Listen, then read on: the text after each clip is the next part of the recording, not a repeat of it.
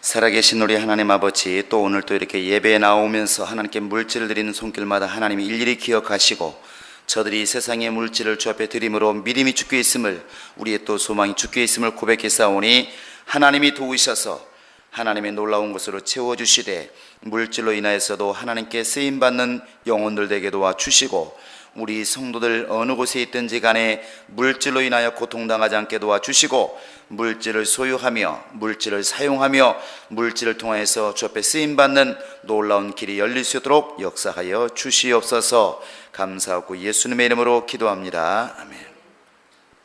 주 앞에 감사한 여러분의 가정 속에 주의 복이 함께 하시기를 예수의 이름으로 축원합니다. 우리 하나님 말씀 같이 보겠습니다. 사도행전 2장 37절부터 42절까지 보겠습니다. 자, 사도행전 2장 37절로 42절입니다. 시작. 그들이 이 말을 듣고 마음에 찔려 베드로와 다른 사도들에게 물어 이르되, 형제들아, 우리가 어찌할꼬 하거늘. 베드로가 이르되, 너희가 회개하여 각각 예수 그리스도의 이름으로 침례를 받고 죄 사함을 받으라. 그리하면 성령의 선물을 받으리니 이 약속은 너희와 너희 자녀와 모든 먼 댓사람 곧 주 우리 하나님이 얼마든지 부르시는 자들에게 하신 것이라 하고, 또 여러 말로 확증하며 권하여 이르되, 너희가 이 배 관세대에서 구원을 받으라 하니, 그 말을 받은 사람들은 침례를 받으매 이 날의 신도의 수가 3,000이나 더하더라. 그들이 사도의 가르침을 받아 서로 교제하며 떡을 떼며 오롯이 기도하기를 힘쓰니라. 아멘. 지난주에 우리는 이 앞에서 이제 오순절날 성령이 드디어 우리 인간들의 영혼 속에 임하시고 처음으로 성령이 임한 다음에 성령 받은 사람이 이제 설교하는 것을 들었습니다.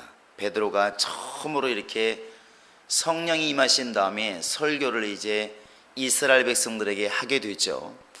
그리고 오늘은 이제 그 설교한 그 증거들이 이제 보여지기 시작하는 것입니다. 설교는 허공에 하는 것이 아니기 때문에 반드시 하나님이 역사하십니다. 이미 이사야에서 말하고 있는 것처럼 하늘에서 이렇게 비가 내렸을 때 그 비가 다시 그대로 올라가지 않고 땅을 적시고 모든 채소를 자라나게 하고 그리고 열매 맺고 하고 이렇게 올라가는 것처럼 내 입에서 나간 말도 헛되이 돌아오지 아니하리라 이렇게 되어 있는데, 결국 하나님의 말씀이 선포되는 곳에는 반드시 그 말씀에 따르는 그런 일과 표적이 분명히 나타난다는 사실입니다.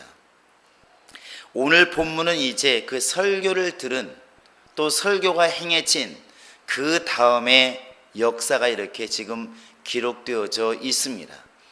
베드로가 이렇게 성령으로 충만해서 예수가 누구이신가, 바로 하나님께서 주와 그리스도가 되게 하신 분이시다, 우리는 이 일의 증인이다, 성령으로 이렇게 설교를 하니까 이제 사람들이 그 소리를 듣게 되는 것이죠. 듣고 나서 그들이 엄청난 변화가 생깁니다. 그래서 하루에 3,000명이나 이렇게 돌아오는 역사가 벌어지고, 또 42절을 보시면 알겠지만 그들이 사도들의 가르침 받게 되고 서로 교제하게 되고 떡을 떼게 되고 이제는 기도하기 시작합니다.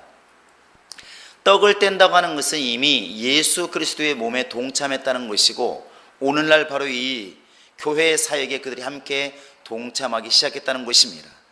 어찌됐든 성령으로 하는 설교는 분명히 사람의 영혼이 변화가 있고, 정말 이렇게 수적인 변화도 있고 개인적인 삶도 분명히 변화가 있어서 이렇게 서로 교제하며 떡을 떼며 기도하는 일로 열매가 맺어진다는 사실입니다.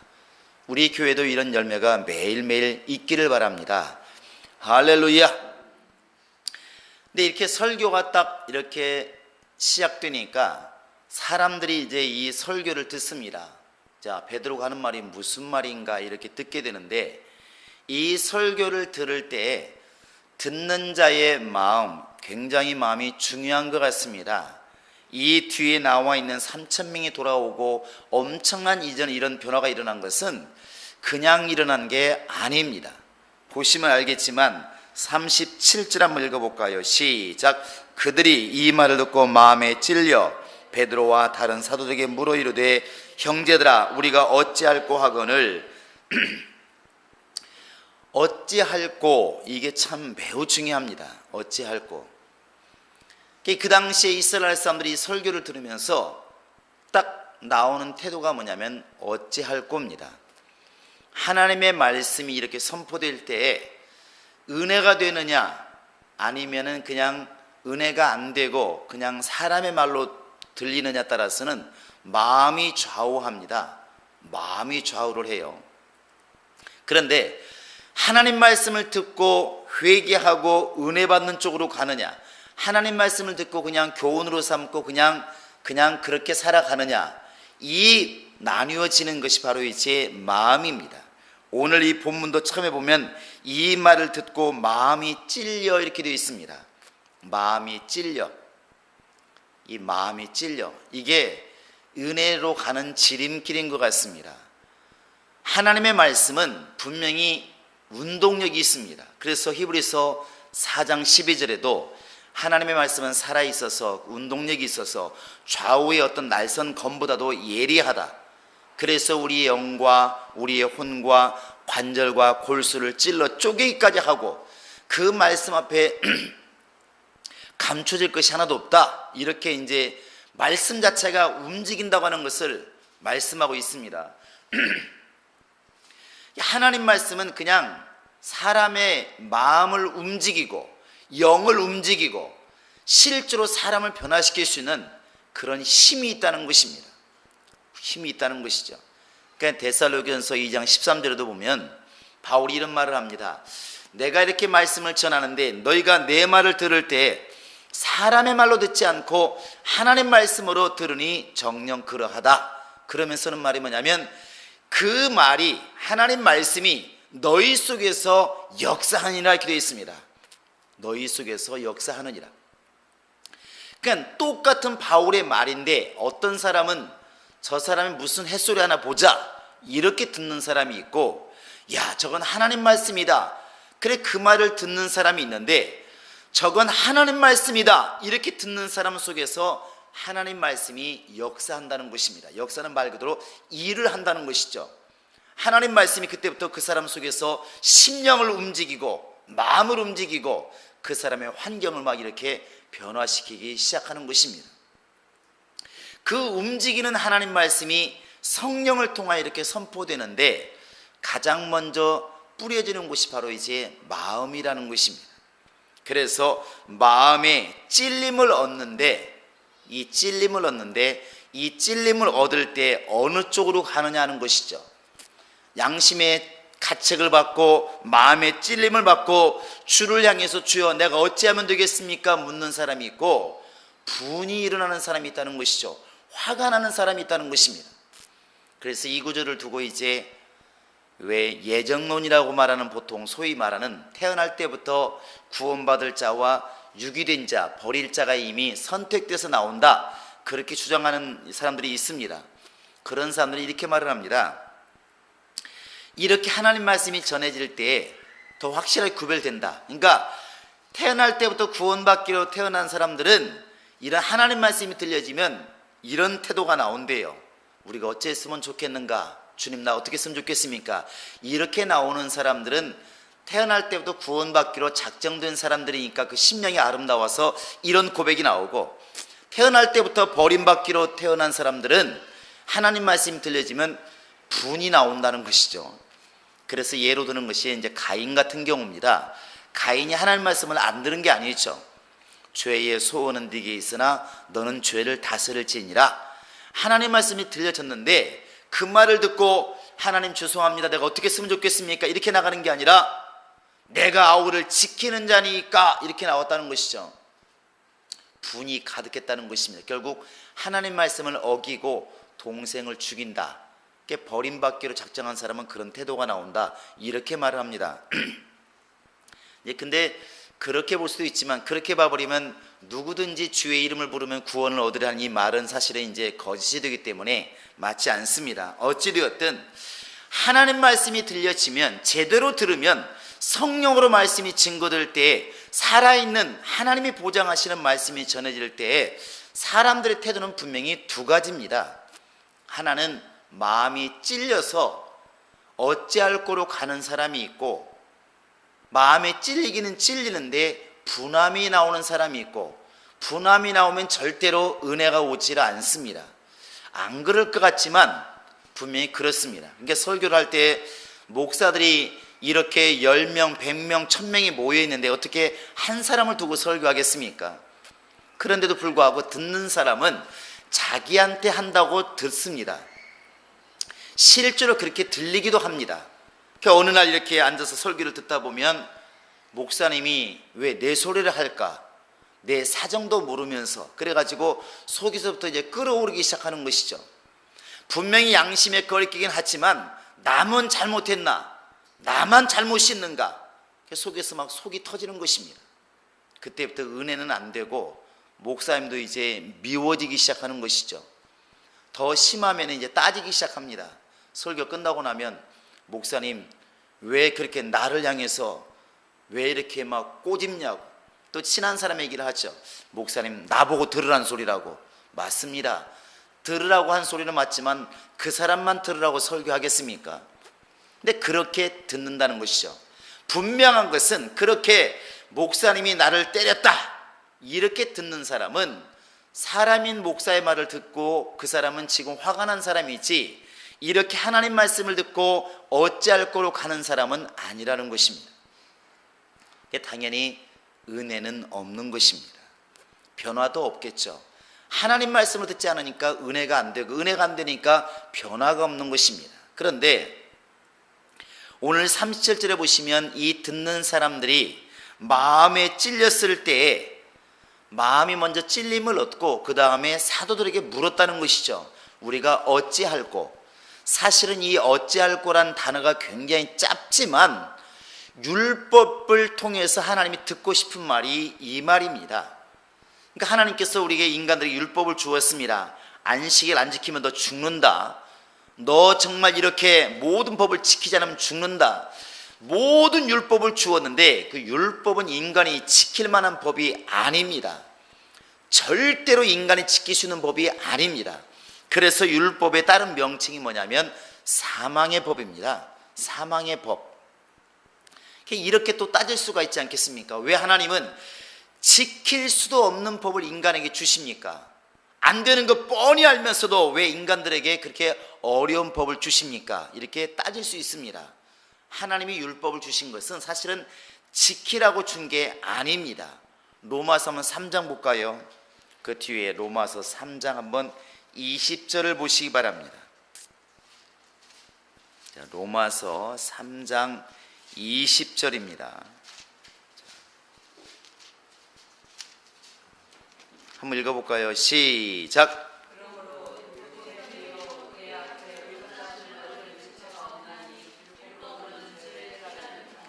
율법으로는 뭐 한다고요? 죄를 깨달음이니라. 율법의 행위로 그 앞에 의롭다함을 얻을 육체가 없나니, 이것은 육체로는 구원받을 사람이 한 명도 없다는 것입니다. 육체로 거룩하게 되고 육체로 하나님의 의가 되고 자녀가 되고 이렇게 될 사람은 하나도 없다. 이미 성경의 정의입니다. 근데 하나님이 그걸 뻔히 알면서도 왜 율법을 주었을까? 율법으로는 죄를 깨달음이니라. 이게 답입니다. 그러니까 율법을 제대로 지키려고 애쓰다 보면 결국은 깨닫게 되는 게 뭐냐면 어찌할 겁니다. 어떻게 쓰면 좋겠는가? 아무리 해도 안 되는데 내가 이 죄를 벗어날 길도 없고 내가 죄인인 것은 알겠는데 이 죄인인 것을 벗어날 길이 없다. 어떻게 쓰면 좋겠는가? 사실은 이 말을 주님은 듣고 싶은 겁니다. 어찌할꼬? 나는 죄인인데 어찌할꼬? 나 지옥 갈 수밖에 없는 상황인데 어찌할꼬? 나 지금 망할 수밖에 없는데 어찌 했으면 좋겠는가? 이렇게 주님 앞에 고백하기를 원하는 것입니다. 우리가 설교를 제대로 들으면 사실은 여기까지 가야 이게 정상입니다. 설교를 들을 때 우리가 지금 이렇게 탄식이 안 나오고 마음에 찔림이 사실 없다고 하는 것은 우리의 마음이 높아져 있든지 설교를 제대로 안 듣고 있는 것이죠. 아까도 박 목사님 찬양하면서 그런 얘기 3일 동안 우리가 지난 주일날 들은 우리 교회의 본분, 우리가 살아있는 존재의 본분은 하나님을 찬양하는 것이고 범사에 감사하는 것이 우리의 삶이다. 이렇게 분명히 선포가 되었음에도 불구하고 우리가 지난 동안에 과연 하나님을 찬양하며 살았는가? 범사에 감사하며 살았는가? 밥을 잘 먹는 것에서 감사하고 숨 쉬는 것에서 감사하고 이렇게 두 발로 걸을 수 있음에 감사하고 예수를 안 것에 대해서 감사하고 이렇게 내 입술로 주님을 찬양할 수 있음에 감사했는가? 근데 우리가 얼마나 불평불만은 많고 짜증이 많고 감사와 찬양이 없었다. 그렇다고 한다면 설교 들을 때 분명히 찔렸어야 맞습니다. 마음이 찔려야 맞다는 것이죠. 그래도 나는 불신자보다는 미리 믿고 옆에 사람보다는 충만하다 이렇게 생각할 수 있지만 말씀이 빗대어 보면 범사라는 말을 쓰고 있습니다. 모든 일이라는 것이죠. 먹든지 마시는 일까지도 지금 성경은 기록하고 있는데 과연 먹는 것 마시는 것조차도 우리가 정말 하나님께 감사하면서 살았는가? 그렇지 못했다고 한다면 호흡이 있는 자마다 주님을 찬양하라고 그랬는데 호흡이 있으면서도 주님을 찬양하지 못했다고 한다면 분명히 그 순간에 양심에 찔려야 맞습니다. 마음에 찔려야 맞습니다. 그런데 우리가 예배드리면서 그렇지 못했다고 한다면 하나님 말씀으로 온전히 듣지 못하고 있다는 것이죠. 또 3일 동안도 우리가 그렇게 살지 못했다고 한다면 지금 우리는 마음에 찔려야 이게 맞습니다. 양심에 찔리고 마음에 찔리고 하나님 말씀은 저런데 내가 그렇게 살지 못했구나. 사실 이게 찔려야 맞습니다. 제가 지난주에 가만히 이렇게 생각해 보니까 그렇게 들려요. 어릴 때에는 하지 말라는 것을 하면은 이렇게 양심에 꺼리낌이 있습니다. 그러니까 학교 다닐 때 선생님이 말합니다. 야, 노트 하나씩 주면서 반성문 써. 그러면 뭘 생각하냐면 친구와 싸운 일, 남의 오이 따먹은 일, 이런 것만 생각나요. 근데 어른이 되니까 실제로 남에게 해를 끼치고 이런 것뿐만 아니라 해야 할 일을 하지 못한 것에 대한 양심이 더 많이 찔린다는 것입니다. 부모가 아무 소리 안 하지만 부모를 제대로 섬기지 못하고 또 내가 정말 우리 형제자매들에게 제대로 못하고 정 우리 교인들에게 제대로 사랑하지 못하고 그들이 아무 소리 하지도 않고 나를 뭐라고 하지도 않습니다. 서운해하지도 않을지라도 내가 행해야 될 일을 하지 못했을 때에 내 마음이 왠지 모르게 죄송하고 미안하고 하더라는 것이죠. 또 믿는 자를 보았을 때 항상 기뻐하고 범사에 감사하고 쉬지 말고 기도하고 때를 얻든지 못 얻든지 주의 말씀을 전하고 이러한 것들을 행하지 못한 것에 대해서 양심에 가책이 있더라는 것입니다.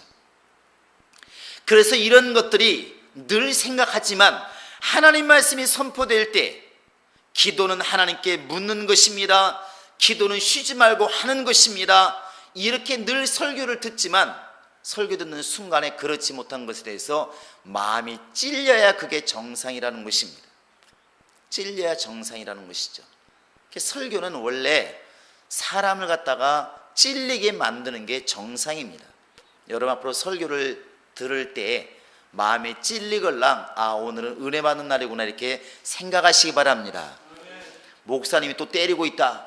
여러분 이렇게 가면 분명히 은혜가 없습니다. 그건 틀림없습니다. 하나님의 말씀은 분명히 돌아오라고 외치는 그 소리 자체가 이미 때리는 거 아니겠습니까? 돌아와라! 가고 있으니까 돌아오라는 것이 와 있는 사람이 뭐하러 돌아오라 하겠습니까? 잘못하고 있으니까 잘못하지 말라고 말하는 것이지 성경 말씀은 제대로 들으면 우리 인간이 들을 때는 계속 찔릴 수밖에 없는 것입니다.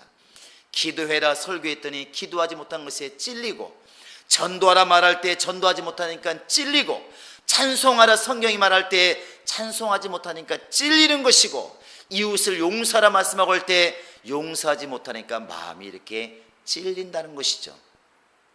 찔리는 거 아니겠습니까? 또 말합니다. 이 백성이 입술로 나를 존경하지만 마음은 내게서 멀도다. 가슴이 뜨끔하지 않습니까? 그렇구나. 이 백성이 정말 나를 사랑하는 것처럼 말하지만 자기 길이 빨랐으며 우리가 그 말 때 마음에 찔린다는 것이죠. 우리가 이렇게 헌금할 때나 교회 일할 때는 왜 이렇게 불평이 많은지 그런데 내가 좋은 음식 사 먹고 내 집을 사고 내 일을 할 때는 하나도 꺼리끼지 않고 기쁨이 충만하잖아요. 그게 냉정히 보면 주님의 일보다는 내 일이 더 훨씬 마음이 있다는 것이거든요. 아무리 돌려 얘기를 해도 그건 정확한 겁니다. 근데 그런 말을 들으 우리가 마음이 안 찔리겠습니까? 신자라면 찔린다고.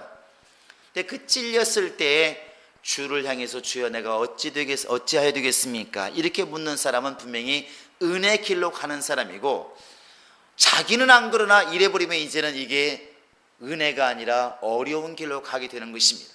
그런데 성령으로 말씀이 처음으로 증거될 때, 설교가 이루어질 때 이스라엘 사람들은 이 말씀을, 마음에 찔리는 이 말씀을 원망하지 않고 은혜로 받았다는 것입니다. 어찌할꼬 우리에게도 이런 고백이 좀 많았으면 좋겠습니다. 성경을 읽을 때에도, 설교를 들을 때에도, 때로는 사람을 통하여 하나님께서 내게 말씀하실 때에도, 내 단점이 지적될 때에도 너는 잘하냐, 누구는 안 그러냐, 이렇게 나오는 마음의 소리가 아니라 내가 어찌하면 좋겠는가, 아직도 다듬어질 부분이 많이 있고, 아직도 정말 내가 낮춰야 될 부분이 많이 있고, 아직도 내려놓아야 될 부분이 많이 있구나, 하나님 어찌했으면 좋겠습니까? 이렇게 마음이 흘러가는 그런 은혜의 마음이 우리 가운데 있으면 참 좋겠습니다. 한번 해볼까요? 말이라도 어찌할꼬. 시작. 성질 내지 마시고 정말 탄식하며 사셔야 됩니다. 나는 잘하고 싶은데 안 되니까 어찌할꼬. 시작. 어찌할꼬. 설교를 들을 때 내 마음의 소리가 여기까지 가면 그 다음부터 하나님이 역사하는 것입니다. 그러니까 베드로가 성령이 충만해서 너희가 예수를 죽였지만 그 예수를 하나님께서 주와 그리스도가 되게 하셨느니라, 이 일에 우리는 증인이다 담대히 외치니까 이스라엘 사람들이 그 말을 듣고 마음에 찔린다는 것이죠. 아, 그렇구나, 우리가 하나님 우리 신자를 죽였구나. 성령의 감동을 받아서 이렇게 고백하고 나서 하는 말이, 그랬으면 어떻게 했으면 좋겠는가, 어찌했으면 좋겠는가, 우리가 어찌할꼬. 이렇게 하니까 답이 나오는 것입니다. 다음 단계로 진행이 되는 것이죠. 다음 단계로 하나님은 이렇게 무릎 꿇는 자에게 반드시 은혜로 베푸시는 분이 하나님이십니다. 그래서 그 다음에 이제 38절에 우리 인간이 구원받는 가장 바른 길을 이렇게 예시하고 있습니다. 우리가 너무나 잘 알고 있습니다. 38절에 보시면 먼저 회개하고 그 다음에 침례받고 그 다음에 죄사함 받으라. 그리하면 성령의 선물을, 또 성령을 선물로 받으리라, 이렇게 되어 있습니다. 이것이 하나님의 약속이다. 누구든지 간에 마음이 찔렸으면 이제 회개하라는 것입니다. 그래서 모든 은혜의 지름길은 회개부터 시작하는 것입니다. 회개하고 그리고 침례받고 죄사함 받고, 이러니까 죄사함은 뒤에 있나 보다, 그게 아니라 동시에 이루어지는 것입니다. 회개는 뭘 회개하는 것이냐, 죄 지은 걸 회개하는 것이고, 죄사함 받고 침례받고 이루어지면 바로 그것이 하나님의 은혜가 임하는 것이고, 그 은혜가 임할 때 하나님께서는 그 은혜 받은 심령 속에 성령을 선물로 주시고, 이미 성령 받은 사람이라면 성령의 은사를 더해 주시지 않겠냐는 것입니다. 여기에서 우리가 알아야 될 것은, 하나님이 이제 성령을 선물로 주시라 그랬는데, 성령은 우리가 지금 만드는 것이 아닙니다. 성령은 하나님이 주시는 것입니다. 우리 한번 사도행전 5장을 펴보시기 바랍니다. 사도행전 5장, 자 32절 한번 읽어볼까요? 시작. 우리는 이 일의 증인이요 하나님이 자기 순종하는 자들 사람들에게 주신 성령도 그러하니라 하더라. 자기에게 순종하는 사람들에게 주신, 뭐라고 그랬습니까? 성령은 하나님께 순종하는 사람들에게 주신 것이다. 순종이라고 하니까 말 잘 듣는 것, 이게 말하는 게 아니라 예수 그리스도를 믿고 죄사함 받은 사람들, 바로 이들을 얘기하는 것입니다. 여기에서 우리가 한 가지 알아야 될 것은, 예수 그리스도와 성령의 사역이 약간 다릅니다. 예수는 분명히 말씀하시기를 나는 죄인을 찾아서 불러 회개시키러 왔노라, 이렇게 말합니다. 예수는 죄인을 찾아오신 분이십니다. 그러니까 세리라 할지라도 창기라 할지라도 죄인이 있는 곳에는 예수님은 찾아가십니다. 병든 자에게라야 의원이 있을 때 있다 그런 것처럼 예수는 죄인을 불러서 회개시키러 오셨어요. 누구든지 간에 죄를 지으면 예수님은 찾아가십니다. 왜? 회개하라고.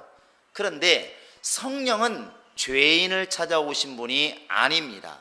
의인을 찾아오시는 분이십니다. 그래서 누구든지 간에 죄가 있으면 성령이 역사할 수가 없고 죄를 회개치 않으면 절대로 찾아올 수가 없다는 것입니다. 성령은 의인을 찾아오시는 분이십니다. 의인을 찾아오십니다. 누가복음 5장 32절입니까? 보면은 나는 죄인을 불러 회개시키러 왔노라. 예수님이 이렇게 말씀하십니다. 예수는 끊임없이 죄인을 찾아가시는 거예요. 그러나 성령은 그렇지 않습니다. 그래서 성령은 불신자들이 볼 때는 도무지 이해가 안 되는 것입니다. 성령 받는 것도 이해가 안 되고 성령으로 행하는 것도 이해가 안 되고 도대체 이해가 안 됩니다. 왜?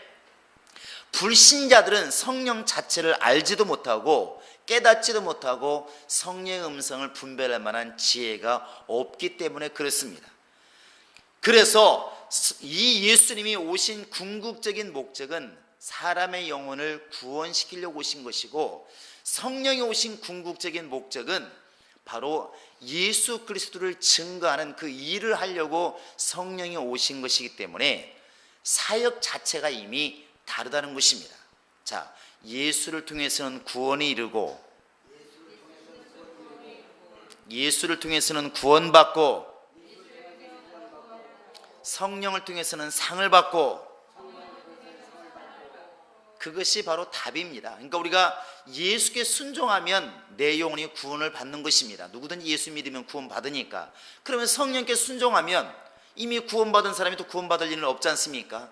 성령께 순종하면 예수의 증인이 되고 그 일한 것에 대해서는 하나님의 나라 갔을 때 이제 면류관으로 상급으로 이렇게 보상하신다는 사실입니다. 그래서 오늘 말씀에도 그리하면 이렇게 결과가 나와 있습니다. 인간이 회개하고 침례받고 하나님 말씀에 전적으로 순종해서 완벽하게 죄사함을 받으면 곧 의인이 되면 어떤 일이 벌어지느냐? 하나님께서는 그 사람에게 성령을 이렇게 부어주신다는 것입니다. 은사를 부어주신다는 것이죠. 그래서 예수의 증인이 이렇게 되게 하시는 것입니다. 그리고 성령 받게 되면 그때부터 예수님의 일을 감당하는, 다른 일이 아니라 예수를 변호하고 예수를 증거하는 그 증인의 삶을 이렇게 우리가 살게 되는 것입니다. 그래서 교회 안에서는 계속 성령 충만을 외치는 것입니다. 누구든지 간에 예수로 구원받았으면 지금부터 해야 할 것은 성령으로 충만하기로 해서 기도해야 됩니다. 왜? 주님의 일을 해야 되니까. 일하지 않으려면 성령이 무슨 필요가 있겠습니까? 그 예수를 말할 때는 항상 은혜라는 말이 따라다니잖아요. 예수의 은혜, 그리스도의 은혜. 예수와 함께 따라다니는 말은 항상 은혜가 따라다니고 성령과 함께 항상 따라다니는 것은 은사가 따라다닙니다. 은사. 그래서 은사란 말을 쓰고 있습니다. 은사. 성령이 오시면 권능이 임하시고 또 고린도서 12장에서도 여러 가지 은사를 말하고 있는데 은사는 여러 가지나 직이면 같고 역사하시는 분은 한 분이시고 성령이시라. 성령이 오시는 것은 항상 은사라는 것을 가지고 이렇게 임하십니다. 예수는 은혜, 성령은 은사. 은사라고 하는 것은 곧 도구, 능력을 말합니다. 그래 능력을 왜 주시는가? 일하기 위해서 은사를 우리에게 주시는 것입니다. 어찌되었든 이렇게 우리가 예수 그리스도의 이름으로 회개하고 침례받고 죄사함 받으면 그 죄사함 받은 사람 속에 하나님이 역사하시는 은혜가 뭐냐? 바로 성령을 선물로 주시는 겁니다. 은사를 성령으로 주시는 것입니다. 하나님이 그때부터 그 사람을 사용해서 하나님의 일을 이렇게 하시기 시작한다는 사실입니다. 우리에게도 이 두 가지가 같이 일어날 수 있기를 예수의 이름으로 축원합니다. 한번 해볼까요? 자, 예수를 통하여 은혜를, 성령을 통하여 은사를 받자. 할렐루야. 이 두 가지가 우리 안에 있기를 바랍니다. 그래서 예수를 통해서 은혜를 충만히 받고 성령을 통하여 은사를 충만히 받아서 우리의 심령도 뜨거워지고 충만해지고 우리를 통하여 하나님의 일도 왕성하게 이루어지는 이 두 가지가 분명히 있어야 될 줄로 믿습니다. 우리 행복한 교회가 이 두 가지가 충만하다고 한다면 분명히 행복한 교회가 될 수가 있습니다. 어찌되었든 이렇게 되었을 때 하나님의 역사는 이루어지는 것이고 하나님의 성령을 통하여 이루어지는 설교의 응답이 바로 이것입니다. 설교를 통해서 이루어지는 응사가 바로 이것이라는 것이죠. 사람이 구원을 받고 은혜를 받고 성령을 통하여 은사를 받고 이 두 가지가 이 설교를 통하여 나타나는 증거가 되는 것입니다. 그러니까 사람들이 이제 회개하고 주 앞에 돌아오는 일이 이루어지는 것이고 이때부터 많은 일꾼들이 막 이제 나타나기 시작하는 것입니다.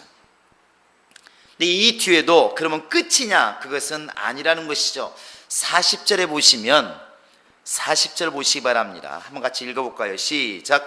또 여러 말로 확증하며 권하여 이르되 너희가 이 배역한 세대에서 구원을 받으라 하니, 여기 보시면 여러 말로 확증하며 기도되어 있습니다. 한 가지 말이 아니라 곧 구약 성경에 이렇게 예언되어 있지 않느냐, 저렇게 예언되어 있지 않느냐, 하나님 말씀이 이렇게 말씀하고 있지 않느냐, 저렇게 말씀하고 있지 않느냐, 여러 가지 말로 확증해서, 확증이라는 것은 확실한 증거를 가지고 이런 말입니다. 확실히 증거하고 권하더라. 여러 말이라고 그런 거니까 한 번 전도하고 만 것이 아니라고 하는 걸 알 수 있습니다. 이게 보면은 우리도 전도할 때 보면 한 번 전도해가지고 돌아온 사람 별로 없습니다. 오늘 전하고 내일 전하고 먹을 것도 주고 말씀으로도 하고 혼내기도 하고 달래기도 하고 여러 번 하니까 하나님이 그때마다 역사하셔서 결국엔 녹아치고 변화가 있어서 구원받는 것처럼 이렇게 여러 말로 확증하고 구원하니까 결국 3,000명이 돌아오고 또 엄청나게 개인마다 회개하고 변화받는 역사가 이렇게 벌어지더라는 것입니다. 설교하는 자는 분명히 성령으로 설교하기 위해서 기도해야 될 것이지만 역시 설교를 듣는 하나님 말씀을 받는 우리들도 이렇게 내 마음이, 내 생각이 말씀을 들을 때 사람 말로 듣지 않고 이 말씀이 내 마음을 변화시키고 내 삶을 변화시킬 수 있는 하나님 말씀으로, 살아 운동력 있는 말씀으로 들려줄 수 있도록 우리의 마음이 열리는 것이 매우 중요한 것입니다. 마음이 열려야 마음이 찔림을 얻고 어찌할 거가 나오는 것이고, 그렇게 어찌할 거가 나오는 곳에 하나님 말씀이 임하고 응답이 임하고 성령의 역사가 임하게 되는 것입니다.